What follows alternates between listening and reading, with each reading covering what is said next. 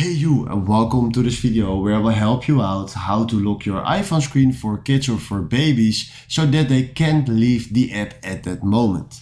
The first thing that we need to do is go to settings, search for guided access, click on this, and then make sure that you turn on guided access. So after this, if we triple click on the lock screen, but not in the middle of the lock screen, but in the most upper part, you will activate the guided access on your iPhone.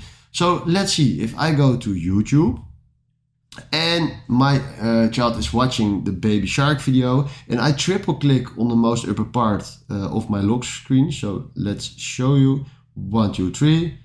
You will see this option. Right now, if I click on start, he will start the guided access. So if I fill in my passcode, after this, he will lock my screen. So triple click the side button to throw it away. But right now I can't leave this app. I can only watch other videos, but right now I can't do anything besides YouTube. So if I want to throw this one away, I triple click again on this button, fill in the passcode.